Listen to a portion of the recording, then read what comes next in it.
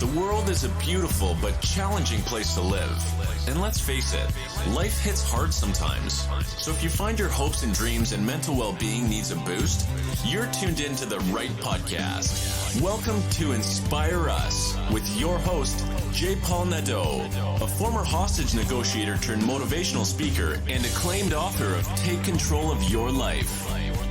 And now, here's your host, J. Paul Nadeau.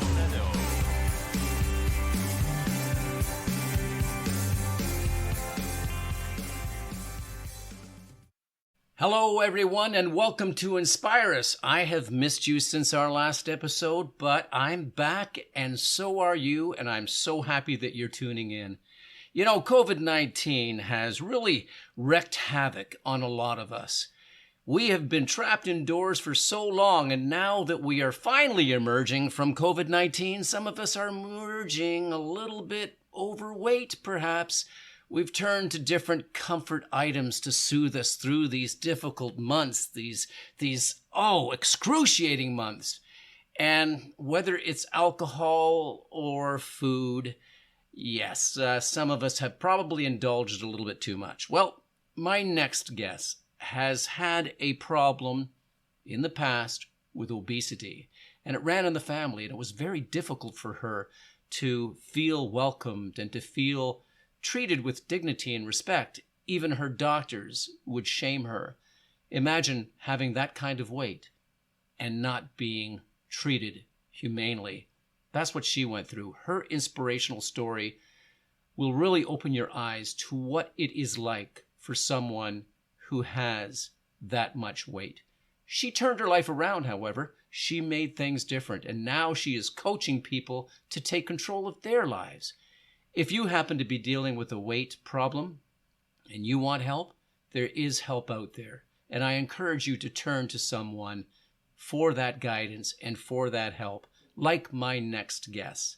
And it is with pleasure that I introduce you to Sandra Elia. Hello, Sandra, and welcome to Inspire Us. Thank you for having me. It's a joy to have you on. I was reading your story and it really moved me. I don't think enough people really understand what obesity means and what it can do to people and how it's a challenge for the people who are suffering from that. Would you mind explaining your circumstances and your story with us? Yeah, certainly. My journey with obesity is really part of my family legacy. My mom had me a little later in life, and when she was pregnant with me, she was living with obesity and mental illness, which is often a combination that often goes hand in hand together. And so by virtue of just being born and the role that genes play in obesity, the likelihood of me developing obesity was well over 50% because my mother had struggled with it. And I often say that I never really knew my mom because she was living with obesity and she was sick for most of my life. And we really switched roles early on and I became her caregiver. And we searched for a really long time to find a way to help her. And I became her health advocate at the tender age of 8, if you can believe it. And she didn't speak English, so I was also her translator. And, you know, we're going back 40 years ago. So going to the doctor for issues of weight and mental health meant that you would be shamed and you would get very little empathy. And they used things like scare tactics. You know, you're going to be dead in a couple of months if you don't lose weight and change the way you eat. And, you know, here was a woman with 4 children told to lose weight and die. And some people think, well, that must have scared her straight. No, it had the exact opposite effect. It drove her further into her depression and further into eating for comfort. And so we developed a very codependent relationship that took about 10 years to untangle. And I really did almost go down with her. And in my 20s, I was following in her footsteps. I was living with morbid obesity. I was struggling with mental health. It all came to a head when I was 29 years old. I wish I could tell you that obesity only affects your weight and your eating, but obesity really touches every area of your life. And for me, every area of my life was spiraling out of control. I was in a bad marriage, but I used food to cope with it. So it seemed tolerable. I was very depressed. The foods that I was eating, ultra processed, junky processed foods, caused me to feel very depressed.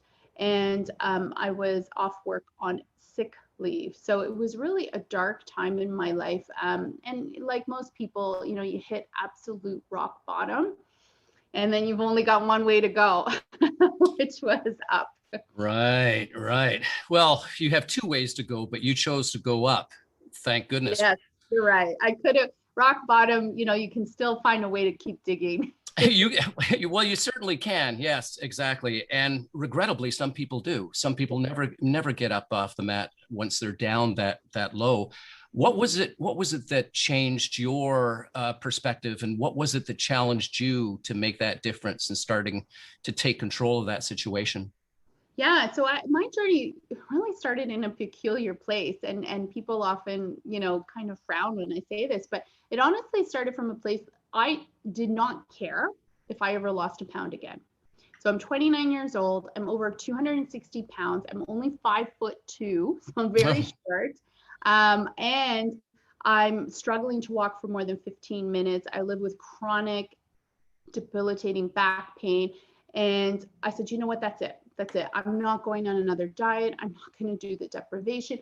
Whether I lose another pound or not does not matter anymore. I cannot keep living like this, and I can't keep eating like this, and I can't hate myself this much.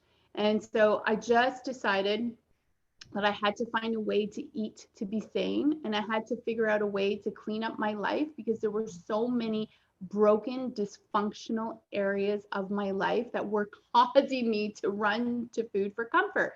You know, for other people, that comfort might come in alcohol, shopping, gambling.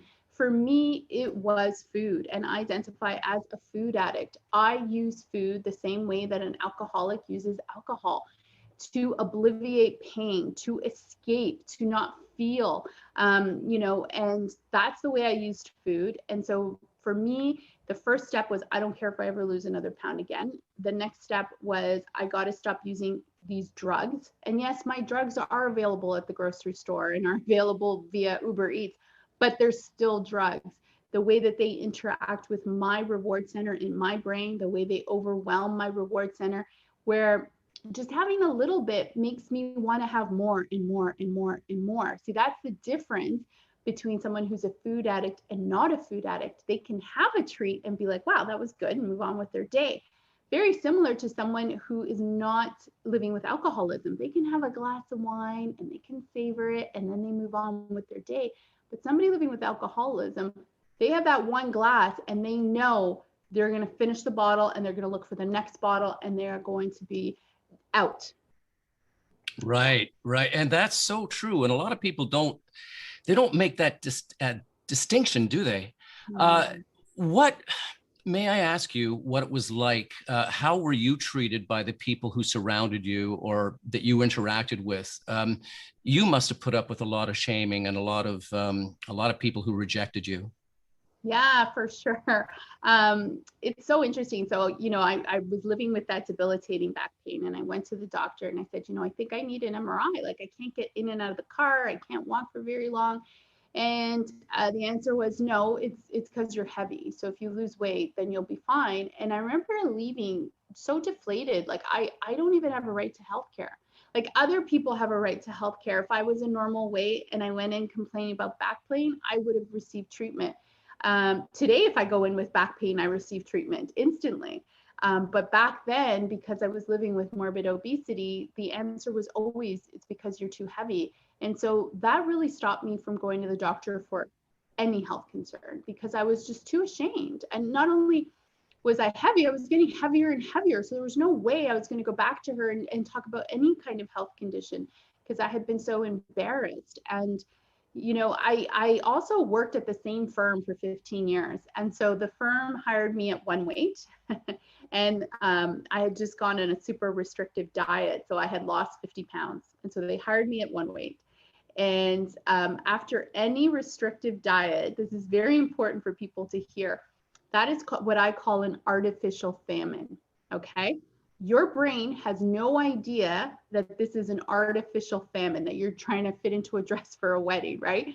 So what happens when you are in famine, which was a real human threat, was throughout the centuries, your brain, a cascade of events happen in your brain to make you find food, seek food, and eat as much food as possible because it believes it's a matter of life or death. That's why they always say after every famine comes the feast. And my feast included not only regaining the 50 pounds, but an additional 50.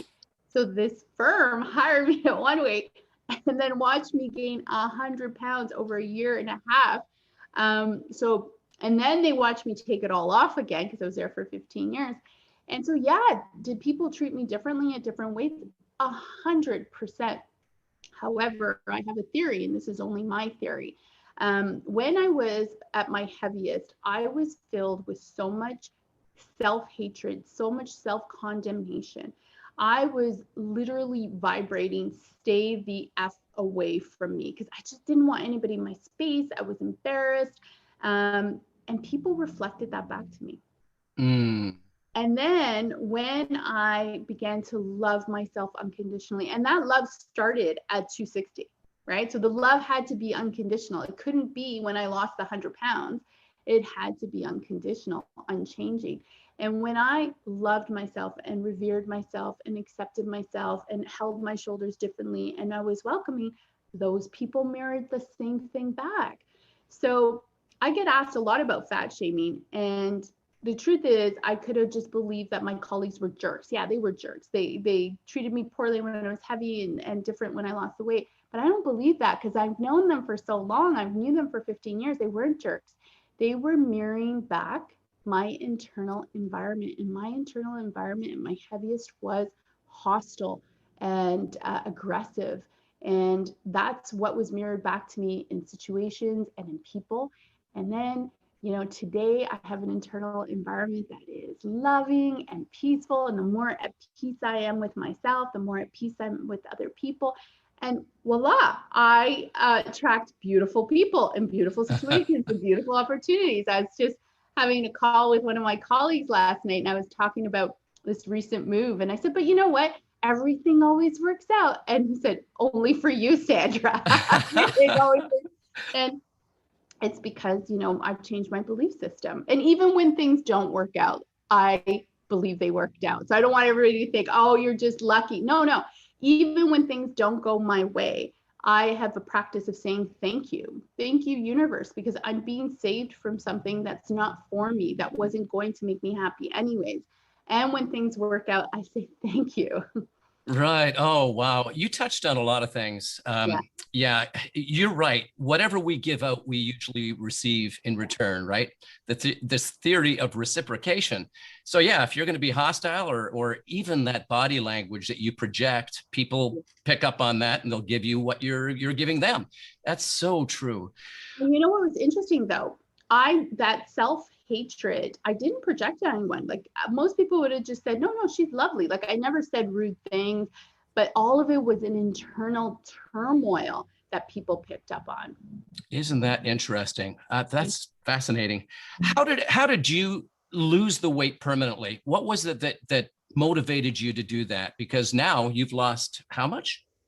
Yeah, I lost 100 pounds over 15 years ago. Now, I don't weigh myself, so my weight is none of my business. My business is to eat whole foods and move my body, and wherever my weight ends up, it ends up. And so in the last 15 years, I have had relapses. So that means like I've regained some weight and then taken it off and regained some weight and taken it off. And that's everybody's journey. And that's what it really looks like. But of course, media doesn't show you that, right? Media just shows you the dramatic before and after. And forever and ever, they're just going to be like that. And that's just not the truth. The way that I took the weight off was I identified as a food addict and I identified my trigger foods. And trigger foods are foods that you obsess about, foods that once you start, it's very difficult to stop, foods that often will then lead to a binge. So those foods almost always contain sugar, refined sugar, and refined flour, right? So rarely do we meet anybody who binges on salmon and steamed asparagus because And salmon and asparagus is delicious. It's one of my favorite. I had salmon for lunch. It was delicious. But it's a whole food, a whole Right. natural food. So Right. our body knows how to react to whole natural foods. We become satiated. There's tons of chewing and fiber. But with these ultra processed foods, right? So the combination of sugar, salt, fat, these are combinations never found in nature.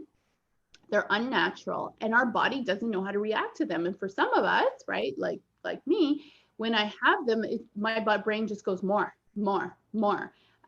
So that's really what I did. I identified my foods that were like drug foods. I eliminated them. I left myself. I moved my body, always in fun ways, and really dumped the scale in the trash because obviously, during COVID, like many others, my weight has gone up, but I don't know how much, and it doesn't matter. I'm just trying to be really gentle with myself because we're in a world pandemic, and I don't know anybody who's lived through a world pandemic. It's not like I can call up my Auntie M and say, "How did you make it through it?" The world, we're all in this together, and so if I can come out of this pandemic a little bit heavier than or anybody else, then you're a success.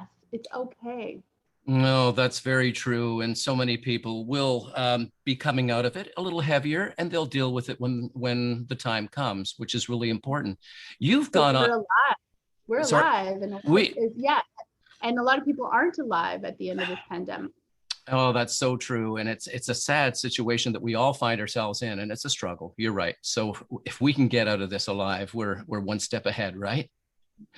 Now, you have done so much as a result of this. You've become a coach, a certified professional coach, and a director of education and patient advocacy for Obesity Action. Tell us about that. Yeah. So not only did I become a coach, I also became a food addiction counselor. So I left that Bay Street job, oh my gosh, it's over 10 years ago. And I had to make a 360. I reinvented myself. So first I became a certified coach, and then somebody who knows me really well said, "Oh, are you going to help food addicts?" And I was like, "No." I said, "I can't. Me? I can't help food addicts. No way." Because I really had in my mind that people would only want to take advice from somebody who's on the cover of a health magazine, right? Like in a bikini and a six pack. And well, that's just not me. So I thought, how can I possibly help people? And so, it's so interesting. The universe kind of taps you on the shoulder. And then I just put my toe in the pool. Like I said, okay, I'll try it out. And oh my gosh, as soon as I put the toe in the water, opportunities came rushing towards me. Doors opened for me. Like I created Ontario's first outpatient program for food addiction. I helped create Canada's first 28-day residential treatment for food addiction. My program, people like hundreds and hundreds and hundreds of people have gone through my program. I get emails every day about how it's changed their lives. So that was such a blessing. And then my patient advocacy work is with Obesity Action. That's a new nonprofit organization, and we're grassroots here in Canada. And we just want to be the voice for so many people who feel voiceless, who are sort of forgotten about, and people don't want to hear from them because obesity is a real medical condition. Very few people know that your weight is determined by your genetics more than your height. So more than your height. If you, right, and we all accept that our height is genetic, right? Yes, we do. I'm tall like my dad, I'm short like my mom, like we don't even question it. But what we do question is obesity or weight issues. So if somebody were to say, "You know what, obesity runs on my mother's side," they say, "Yeah, but you should just eat less. That's just an excuse. Don't give me that," right? We're just heartless about it when it comes to obesity. It is a real medical condition. It's based in the brain.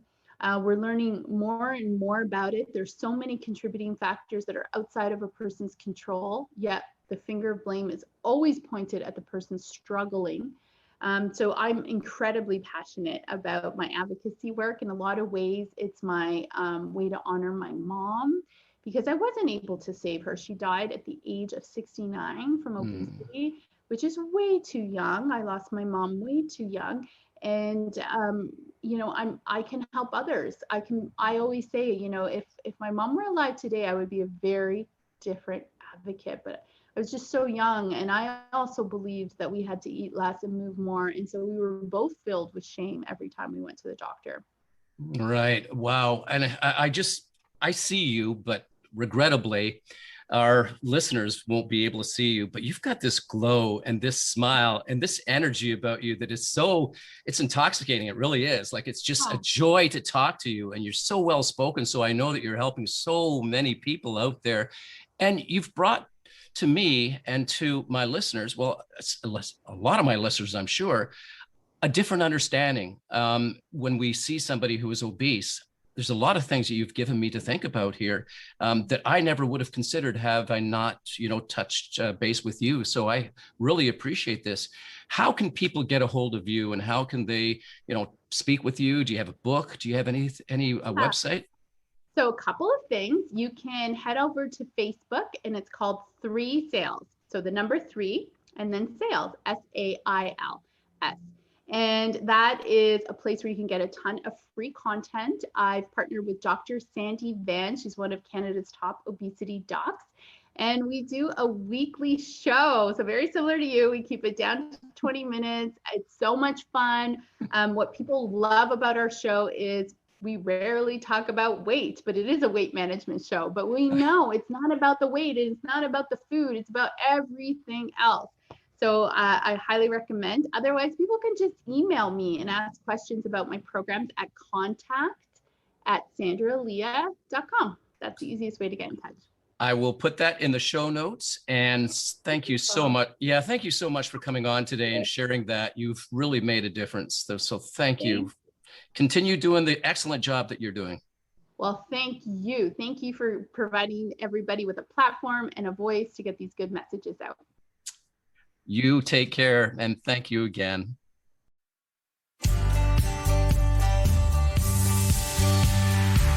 Thanks for listening. Tune in next week for another insightful episode. If you haven't already, hit the subscribe button and leave your comments. For more information, check out our website at www.inspireus.ca. Remember, it's not what happens to us that matters most. It's how we respond to what happens to us that does. Stay strong and resilient.